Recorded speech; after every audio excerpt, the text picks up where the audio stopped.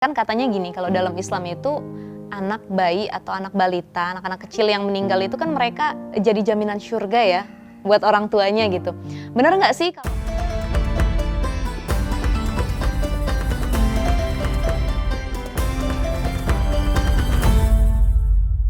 Assalamualaikum warahmatullahi wabarakatuh. Halo Sobat Vidivisi, apa kabar nih? Semoga kalian semua sehat-sehat ya. Kembali lagi bersama aku, Alfia Sefira, dalam acara Muslimpedia, tempat kamu menemukan kisah-kisah Islami.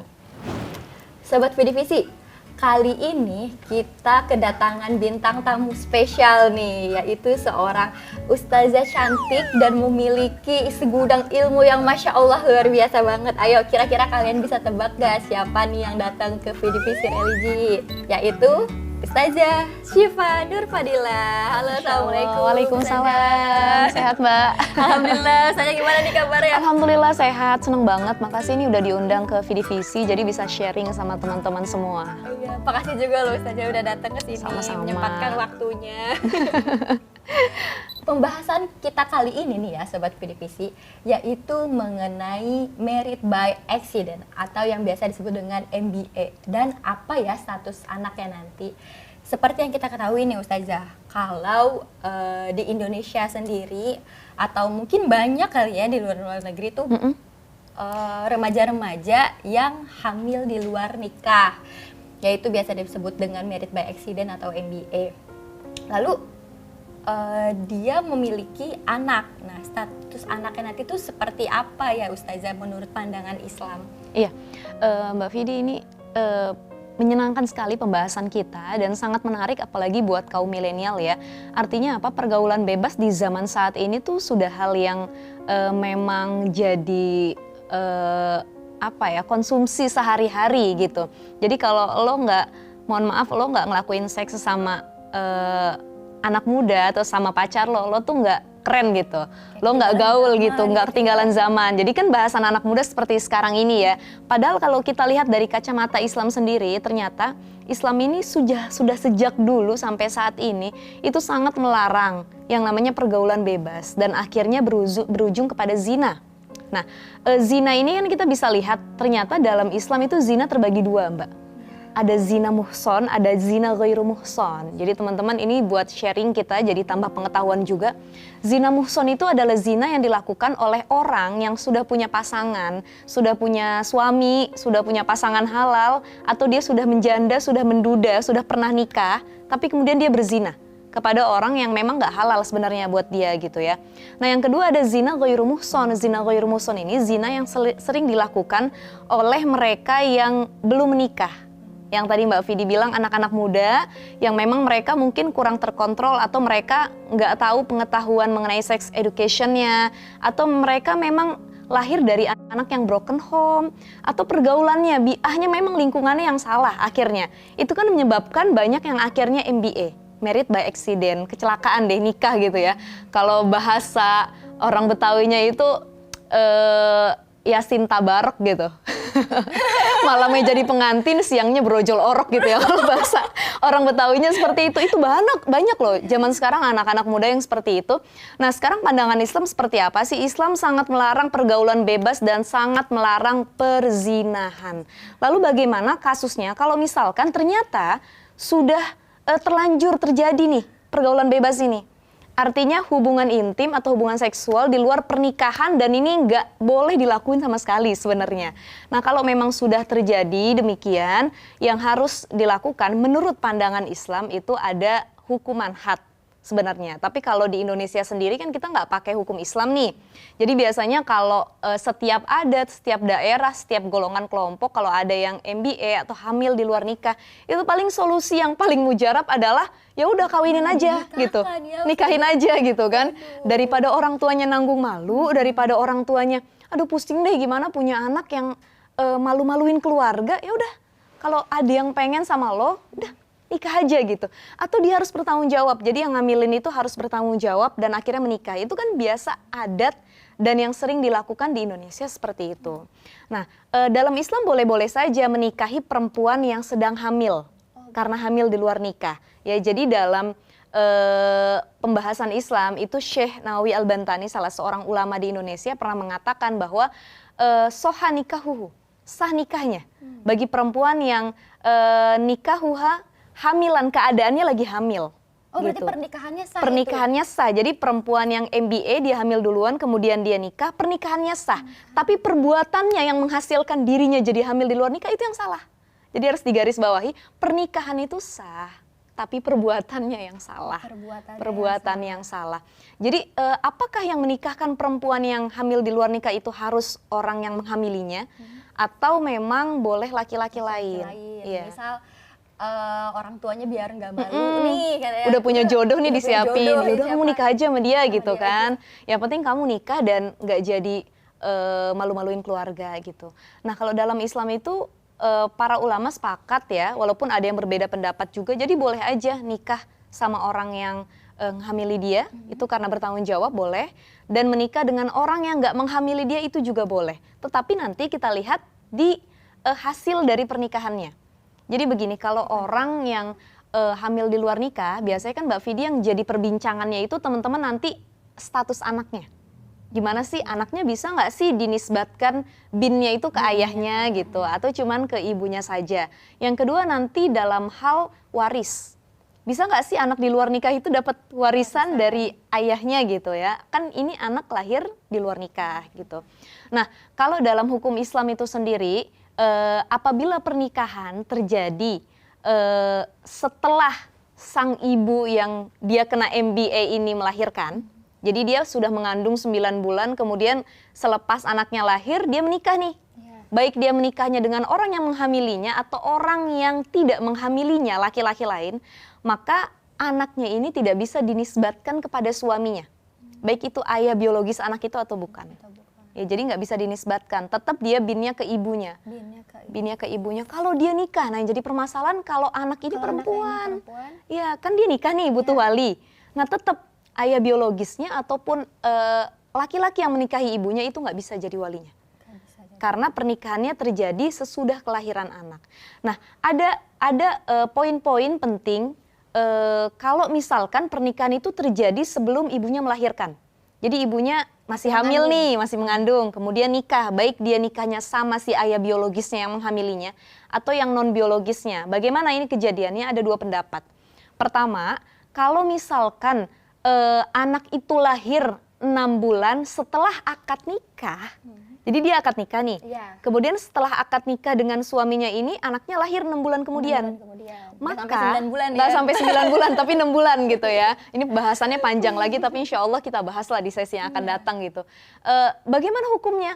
Nah kalau dia lahir setelah 6 bulan akad nikah pernikahan orang tuanya, maka anak ini dinisbatkan kepada ayahnya. Kepada ayahnya. Jadi ayahnya bisa jadi wali dan bisa bin ayahnya, nggak bin ibunya. Gitu. Iya, kalau dalam Islam, dalam kompilasi hukum Islam sendiri yang ada di Indonesia kan kita punya aturan ya, selain undang-undang perkawinan kita juga punya kompilasi hukum Islam gitu. Nah itu disebutkan seperti itu. Tapi kalau misalkan anak ini lahir sebelum 6 bulan setelah akad, maka anak ini nggak bisa dibinkan ke ayahnya dan ayahnya nggak bisa jadi walinya gitu. 6 bulan sebelum 6 bulan setelah akad. Jadi dia akad nikah. Makanya kalau misalnya udah ketahuan rata-rata pada dinikahin aja. Langsung pada nikah. Gitu ya. Misalnya ada yang hamil sebulan, 2 bulan, langsung pada nikah gitu kan. Karena mereka mungkin ngejar untuk bisa bin ke ayahnya atau misalkan nanti anaknya perempuan, ayahnya bisa jadi wali. Tapi tetap ya teman-teman, MBA itu bukan perbuatan yang baik. Atau kalau kita lihat, kalau di Indonesia ini kan kita masih mengadopsi adat timur ya, jadi hukum Islam itu masih benar-benar kita pegang. Kalau ada orang mohon maaf kumpul satu rumah, dia zina atau dia gimana ya, hubungan yang sebenarnya nggak boleh gitu, belum boleh lah berhubungan suami istri, itu masih jadi gunjingan tetangga ya. Jadi gunjingan tetangga itu lebih mengerikan daripada gempa bumi ya. Nah itu kalau di Indonesia, tapi kalau di luar Indonesia sendiri, pertama harus kita pahami mereka kan non muslim, jadi kan secara ajaran juga beda gitu ya. Yang kedua memang sudah adat barat western itu kan ya bebas ya, jadi free sex mereka tuh bagaimana. Biasanya nih anak-anak muda sekarang nih ya tontonannya kalau nggak drakor, film-film Hollywood itu kan semua sudah mengadopsi hal-hal yang bebas seperti itu. Ya beda Jadi lah mending sama kita. nonton visi religi aja ya. Betul. Ustazah. Banyak manfaatnya ya. Lalu nih ya Ustazah, bahkan kalau misalnya anak yang hamil di luar nikah itu sering banget nih dia tuh suka dikatain kayak anak haram gitu, ya ampun Ustazah, itu sebenarnya Kasian ya. iya gimana sih Ustazah? Padahal yang salah orang tuanya Yang kelakuannya, tapi iya, orang jadinya tuanya, anak yang jadi kena anak imbasnya. yang haram, waduh. Iya betul. Sebenarnya gini sih, tidak ada istilah anak haram, nggak ada. Yang haram itu perbuatan orang tuanya. Karena dalam hadis Rasul disebutkan kullu mauludin yuladu alal fitrah. Setiap anak itu lahir dalam keadaan suci. Jadi dia nggak menanggung dosa ibu bapaknya, tidak menanggung dosa keluarganya, dan bayi yang baru lahir itu nggak punya dosa sama sekali. Jadi kalau ada yang manggil anak haram, nah salah. Yang haram itu perbuatan orang tuanya. Anaknya tetap suci dan dia anak baik. Ya, jadi yang haram itu bukan anaknya tetap suci, baik, bagus, soleh gitu ya. Jadi dia nggak punya dosa apa-apa, iya. Yang haram dan salah adalah perbuatan ayah ibunya. Tapi kan yang sudah mengakar di masyarakat sekarang itu kan seperti itu. Jadi kalau ada anak hamil di luar nikah, anak haram loh gitu. Ya, jadi kan kesian psikis anaknya. Dia yang kayak kena akibat perbuatan orang tuanya. Dia juga nggak mau kok dilahirin karena sebab MBA itu ya, tapi bagaimana lagi, memang sudah takdirnya gitu ya. Tapi tetap anak yang lahir karena MBA itu jangan disamakan dengan kedua orang tuanya. Jangan disamakan. Karena belum tentu turun perbuatan jeleknya ya saja. Nauzubillah ya. Sama ini saja, kalau misalnya si anak itu meninggal, dia boleh bin atau binti orang tuanya nggak itu jadinya? Tadi kita lihat kalau misalkan dia kelahirannya balik yang ke tadi, kalau setelah 6 bulan berarti bisa bin ke ayahnya. Tapi kalau kurang dari 6 bulan ya berarti harus binti ke ibunya, harus bin ke ibunya gitu. Cewek cowok berlaku sama. Cewek cowok berlaku sama gitu. Nah kemudian kan suka banyak pertanyaan nih Mbak Via. Kalau misalkan anak hasil MBA itu meninggal, kan katanya gini, kalau dalam Islam itu anak bayi atau anak balita, anak-anak kecil yang meninggal itu kan mereka jadi jaminan surga ya buat orang tuanya gitu. Benar nggak sih kalau anak yang meninggal ketika masih kecil tapi di hasil MBA nih jadi jaminan surga juga buat orang tua? Pasti ya. Walaupun tetap. Jadi setiap anak itu kalau dia meninggal ketika masih bayi atau kecil, dia tetap jadi jaminan surga buat orang tuanya, dengan catatan ada syarat nih yang harus kita perhatikan. Orang tuanya itu harus bertobat dengan sebaik-baiknya, gitu. Jadi kan sudah dia melakukan itu dosa, kemudian lagi menghasilkan anak yang harusnya dididik, dirawat, tapi ternyata ya takdir berkata lain, anaknya beda lagi ya, ajalnya datang ceritanya gitu. Kalau sengaja digugurkan. Kalau sengaja digugurkan, anaknya tidak menanggung dosa, tetap anaknya dia berada di surganya Allah. Karena kan bayi itu nggak punya salah sama sekali. Janin bayi kalau dia wafat dalam kandungan juga tetap surga. Tapi bagaimana orang yang menggugurkannya, melakukan aborsinya, nah dia yang berdosa, gitu. Ya teman-teman, kita bisa jadi penolong apa enggak tuh? Nggak bisa dong, nggak bisa. Jadi dia sudah menolong dirinya sendiri, tapi tidak jadi penolong kepada kedua orang tua. Karena kan orang tuanya nggak mau dia hadir di dunia, udah diaborsi duluan gitu. Jadi intinya MBA itu ya jadi pelajaran lah buat kita ya. Orang-orang yang udah kena MBA ini bisa jadi reminder buat kita. Oke, gue harus lebih hati-hati dalam bergaul, dalam bercinta. Cinta sekedarnya aja deh gitu ya. Jangan terlalu bucin banget, kan anak-anak muda zaman sekarang ini terlalu bucin gitu. Harusnya cinta sekedarnya aja gitu. Karena kan sama makhluk itu ya kadang kita nggak dapat feedback balik cinta itu. Beda sama pencipta kita, insya Allah dapat feedback gitu. Jadi ya itu, karena cinta buta yang kemudian menuju kepada perzinahan itu bisa menghasilkan dosa-dosa lainnya. Jadi masyarakat itu sering banget mempetakan ini anak haram, ini anak halal gitu ya. Jadi udah kayak makanan, ada haram, ada halal gitu. Keluarnya kapan nih? Iya, jadi tiba-tiba semua jadi ahli hisap gitu kan. Oh nikahnya bulan ini, katanya lahirnya bulan ini gitu. Iya gitu. Nah itu kan nggak boleh ya kita langsung menjudge seseorang seperti itu. Dan bagaimana, dulu juga jadi inget nih, karena Mbak Via nih sering bawain kisah. Jadi wajah-wajahnya wajah-wajah sirah nabawiyah. Saya inget ya, di zaman Rasul itu ada salah satu kisah. Jadi perempuan ada yang pernah berzina, ada yang dia kemudian MBA, dia hamil di luar nikah. Dari zaman Rasul sudah ada. Ya? Jadi sebenarnya bukan zaman kita aja, di zaman dulu bahkan zaman sebelum Rasul hadir itu juga sudah ada. Cuman bedanya ketika Rasul hadir kan sudah ada hukum Islam ya yang bisa mempetakan hukumnya bagaimana, balasannya apa, hukumannya gitu. Nah, datanglah perempuan ini kepada Rasulullah Shallallahu Alaihi Wasallam. Dia mengatakan, wahai Rasulullah, aku ingin mengakui bahwa aku ini sudah berzina dan hasil zinanya ini adalah janin dalam kandungan aku. Wahai Rasulullah, aku ingin mengatakan bahwa sesungguhnya aku sudah tahu hukum Islam terhadap orang-orang yang berzina.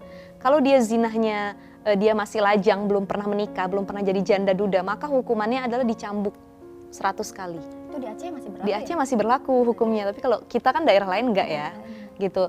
Tapi kalau dia zinahnya, mohon maaf tadi zina ghairu muhson ya, itu dipecut, dipakai sabuk gitu ya. Kayak cambuk gitu. Nah, kalau zina muhson, orang yang sudah menikah kemudian dia berzina, hukumannya adalah dirajam, dilempari batu, dikubur setengah badan itu sampai mati gitu. Nah, tapi kan kita nggak seperti itu. Nah, dia perempuan lajang, perempuan muda yang mengakui bahwa dia berzina. Jadi gini, melihat orang zina itu kita nggak bisa langsung bilang, ini perempuan zina nih, dia zina nih, nggak boleh. Jadi kalau dalam Islam itu dilarang menuduh perempuan baik-baik atau laki-laki baik-baik itu berzina kecuali ada bukti yang valid. Nah, kalau bagaimana sih membuktikan kalau dia sudah berzina? Harus ada 4 orang saksi kalau dalam Islam. Itu bayi yang dikandungnya itu nggak bisa jadi bukti? Beberapa ulama berpendapat bahwa itu bisa jadi bukti. Ya, tapi yang paling penting memang harus ada saksi gitu. Saksi yang atau yang kedua yang paling valid, dia bisa dikatakan zina atau enggak, dia mengakui sendiri. Nah, seperti kisah di zaman Rasulullah, ya, tapi kan jarang, kebanyakan menutupi itu aib loh, malu kalau harus diumbar-umbar. Nah, perempuan di zaman Rasul itu dia mengakui, dia bilang, wahai Rasulullah, hukumlah aku, ya, cambuklah aku, asingkan aku karena aku sudah melakukan zina dan kemudian sampai menghasilkan anak di luar nikah. Kata Rasulullah, kembalilah, pulang. Dia pulang, kemudian Rasulullah mengatakan nanti balik lagi kalau anak kamu sudah lahir. Gitu. Kemudian dia datang lagi kepada Rasulullah, dia bilang, wahai Rasulullah, anakku sudah lahir, hukumlah aku. Kata Rasulullah, apakah anak kamu masih ASI? Masih kamu susui? Ya masih, wahai Rasulullah, pulanglah dulu, susui anakmu sampai 2 tahun. Karena biasa kan ASI sampai 2 tahun ya.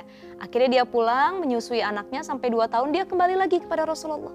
Ini salah satu perempuan pengen dihukum karena dia tahu ini, gue udah buat salah nih, harus dihukum gitu ya, ada balasannya. Dia balik ke Rasulullah, wahai Rasulullah, aku sudah menyusui anakku selama 2 tahun dan sekarang silahkan hukum aku. Kata Rasulullah, baik, anakmu serahkan kepadaku. Kemudian diambil anaknya oleh Rasulullah, diserahkan kepada sahabiat yang lain untuk mengurusnya. Dan perempuan ini diasingkan sementara. Jadi kalau di zaman Rasul, hukuman buat orang yang berzina itu diasingkan dulu, kemudian baru dicambuk atau dirajam. Nah, barulah dia dikasih hukuman cambuk tersebut. Udah gitu. Ada contohnya dari zaman Rasul. Dari zaman ya, Rasul sudah ada. Lalu gini Ustazah nih, yang terakhirnya Ustazah. Boleh. Kesimpulannya dong Ustazah, misal kalau untuk anak-anak yang belum, maksudnya jangan sampai deh. Yang belum mengenal MBA gitu maksudnya. Sama yang sudah terlanjur MBA gitu. Kesimpulannya sedikit saja buat teman-teman yang menonton khususnya di VDVC ini. Pertama, manusia itu akan diuji ketika dia sudah baligh. Ya, perempuan, laki-laki ketika sudah baligh ini sudah mulai banyak ujiannya. Termasuk ujian keimanan dan ujian syahwat. Bagaimana agar kita tidak larut dalam syahwat itu? Pertama, jatuh cinta sekedarnya saja. Ya. Jadi jatuh cinta itu tidak salah. Jatuh cinta diperbolehkan dalam Islam, tapi yang salah adalah bagaimana cara mengekspresikan cinta itu. Kalau kita mengekspresikannya dengan benar, baik, masih dalam jalur syariat, nggak apa-apa. Tapi kalau kita sudah melewati garis batas syariat, itu yang dilarang oleh Islam itu sendiri. Yang kedua, agar kita tidak mudah larut dalam syahwat, jangan pernah menyibukkan diri kita dengan hal-hal yang nggak manfaat. Nah, sekarang kita nih pengguna media sosial, anak milenial nih kan. Jadi kebanyakan 24 jam waktu kita itu diisi untuk melihat layar handphone. Dan yang kita tahu bahwa di layar handphone itu kan banyak sekali konten-konten, ada yang bagus kayak VDVC ya, tapi ada juga yang nggak bagus, nggak mendidik gitu. Nah, akhirnya kan namanya anak muda baru baligh, terkadang kita tuh punya perasaan penasaran. Apa sih? Coba klik deh, pas diklik, wah ternyata mohon maaf nauzubillah nih membangkitkan syahwat. Ternyata dia punya pasangan lagi, punya si doi. Ya coba deh, kayaknya kalau dipraktekin begini deh. Pengen tahu deh, penasaran gitu. Nah ini jangan sampai kita tuh larut dalam hal ini. Jadi pergunakan media sosial dengan bijak, dengan baik. Kalau kita pengen jadi orang yang manfaat bisa lewat media sosial, tapi kalau kita pengen jadi orang yang rusak juga bisa melalui media sosial gitu. Joget banyak banget Betul, ya betul. Banyak banget konten-konten yang nggak bagus gitu. Nah, dan yang paling penting tadi itu ya, jadi boleh penasaran tapi tetap kita lihat bahwa ternyata ketika kita mau melakukan hal itu, saya yakin nih ini ujian buat siapa saja, buat kita juga, buat para anak muda di luar sana. Pasti ada dong kecondongan hati pengen, aduh zina tuh kayak gimana ya, walaupun belum nikah tuh kayaknya rasanya lebih gimana ya, kayaknya di pikiran kita tuh lebih apa sih gitu, sesuatu banget gitu dibanding yang sudah menikah. Nah ini harus kita pahami bahwa ternyata teman-teman semua memang kita nggak bisa dipantau oleh keluarga kita 24 jam. Ya, kadang kita bisa mengunci diri kita sendiri, tapi ternyata ada yang selalu memantau kita. CCTV yang nggak pernah tidur, CCTV-nya Allah. Masya Allah. Jadi di kanan, di kiri, di segala arah dipantau kita. Gitu. Kalau buat yang tadi tuh Ustazah yang udah terlanjur MBA, dia tuh harus apa dong abis ini gitu. Yang paling penting ya, kita semua manusia mahlul khoto wa nisyan. Tempatnya salah, hilaf, lupa. Pasti ya, kalau kita nggak punya salah itu namanya malaikat gitu. Jadi ya kita nggak bakal menjudge seseorang yang sudah MBA, oh, lo salah, lo perempuan nggak bener atau laki-laki nggak baik gitu. Nggak boleh seperti itu. Karena setiap orang punya sisi baik dan sisi buruknya. Jadi kalau sudah terlanjur, kita harus melakukan penyesalan terdalam. Muhasabah diri, ya Allah maafkan aku gitu. Kalau ini khilaf, salah, aku minta maaf. Dan yang paling penting kita berjanji untuk tidak mengulanginya lagi. Menyesal, tidak mengulangi, dan yang terakhir adalah taubatan nasuha. Taubatan nasuha. Jadi bukan tobat sambal. Kalau tobat sambal kan, ya Allah aku berdosa, besok cobain lagi, icip lagi. Ya Allah aku dosa lagi, icip lagi gitu ya. Bahkan kadang-kadang lagi buat dosanya sambil ngucap istighfar gitu. Astagfirullahaladzim, tapi nggak apa-apa deh, dikit aja gitu. Nah ini kan yang salah juga seperti ini gitu ya. Balik lagi. Jadi taubatan nasuha. Insya Allah teman-teman yang sudah melakukan itu dan sudah terlanjur MBA, jangan putus harapan, kita masih bisa memperbaiki hidup kita karena yang tahu masa depan kita itu cuma diri kita sendiri dan Allah Subhanahu wa taala. Allah juga Maha Pemaaf. Allah Maha Pemaaf. Jadi tobat sebenar-benarnya sebelum terlambat. Masya Allah, banyak sekali ya Sobat Vidivisi ilmu yang kita ambil nih hari ini. Aduh, seru ya pembahasan seru kita banget ya. Ustazah, ya Allah. Alhamdulillah, terima kasih Ustazah. Masya Allah penjelasannya. Alhamdulillah. Ini jadi sharing lah buat kita ya. Tumpah nih ilmu baru dari Ustazah. Gimana nih Sobat Vidivisi semua? Dapat ilmu baru dari Ustazah Syifa Nur Fadilah.